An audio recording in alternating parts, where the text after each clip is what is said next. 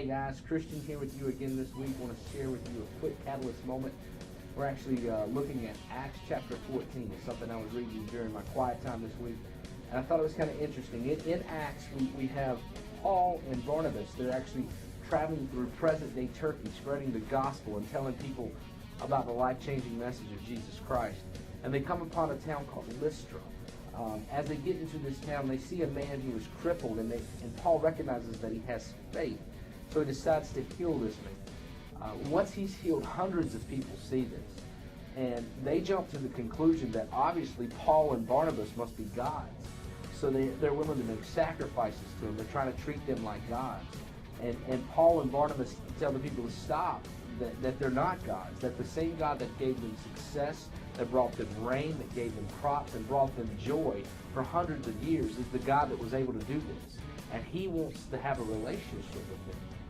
So we see here that the crowd is willing to treat Paul and Barnabas as a god. And then all of a sudden something really interesting happens. There's some Jews from a local town outside of Lystra come, and they start stirring up the crowd and they actually turn them against Paul and Barnabas just a day or so after they were willing to make them gods. And then I love the response here in verse 19. It says, then some Jews from Antioch and Iconium won the crowd over. They stoned Paul and dragged him outside the city, thinking he was dead. Then verse 20. But after the disciples had gathered around him, he got up and went back into the city. The next day, he and Barnabas left for Derbe. I love this story. It shows what the total commitment of being a follower of Christ, of being a Christian, is all about. You know, Paul understood that in comparison, his life, in comparison to the obedience of what Christ had shown on the cross, was worth very little. He didn't consider his life worth a whole lot, because as long as he was going and preaching the word for Christ, then he was doing exactly what it was that God had called him to do.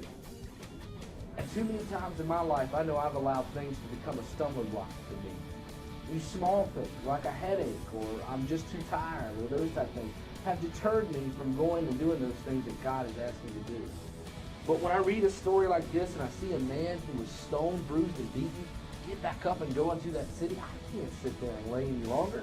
I've got to decide that each weekend, I get a chance to go and take the good news of the gospel to this next generation. And I'm not going to allow anything to deter me from that. So my encouragement to you this week is, if you're facing something, if something's holding you back, I pray that you just give it over to God. Ask him to give you the strength to come through that.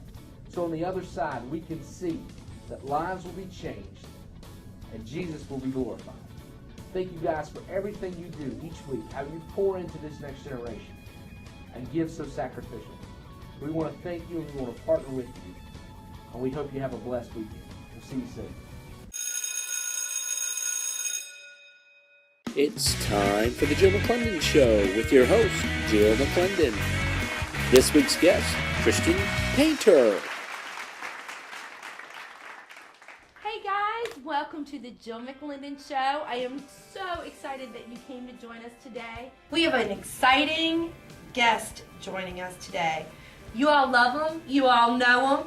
He is famous around these parts. He needs no introduction because I know you've seen him on C3 Dancing with the Stars and multiple dance shows. Give a big warm round of applause for Christian Painter! Woo! How are you, Christian? I'm doing fantastic. I'm so glad you're here. We're so glad you're here today. Awesome. This is a beautiful studio. Isn't it? I love the decorations. Yes. They're nice. Thank you. Nice Thank you. Things. They They're are nice. big things. We love them They're around nice. here. They're We're very all nice. about big. Yeah. Love yeah. it. Exciting. Awesome. Our first question is Yes. from a viewer named Jose. Jose. All right. Jose. Hi, Hello, Jose. Okay. All right. Jose writes in and says, what do we do when you have a disruptive child? Ooh, that question. is a good question. Jose, I would recommend the first thing we need to do is remember to be positive. Always. We don't want to ever just shout out, "Hey, you stupid kids, sit down." You never want to do that. No. It leaves bad taste in people's mouths. First of all, we want to ignore it. I think is the first thing we need to do. You don't want to bring attention to it if it's something that you can ignore. Yes. If it continues, then the best thing to do is to give a visual cue, like, the stink eye. Moms are really good at this. My mom was really, really good at the stink eye. And then after that, what I would do is I'd maybe make them my buddy. Good. For a portion, have them help hand out things so you can kind of positively redirect that activity. And then if that doesn't work, we always have guns available. No, I'm just playing. I'm just playing. No, if that doesn't work and you've exhausted all resources, talk to your coach, have them pray with the kid. If that still continues, then of course we're going to page the parent. So, but feel free to take care of the situation. You guys are empowered to be able to take care of the situation. Physical violence is never the right answer. I was just joking, but we can definitely have a great environment if we're redirecting the kids. Well, Christian, I just thank you so very much Thank for you, coming Jill. today. Thank you for letting me be your first guest. It's awesome. We are so glad Hopefully that your you show came, won't and be I canceled. hope that you'd come back. I will. I will be back. I will Right. be back. This has been So, awesome. viewers, if you'd write in more questions, you can send it by the mail to C3 Church. What is our address? 8246 8246. Cleveland Road, Thank you, Lake North Carolina Christian. 27520.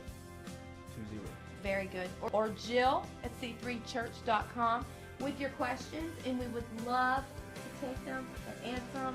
And Christian will come back and answer them for you. Absolutely. All right. Thanks for having me. Thank you, guys. God bless. Bye. C3 Kids Productions wants to remind you that our guests have their own opinions. Those opinions may or may not reflect the opinions of this broadcasting system.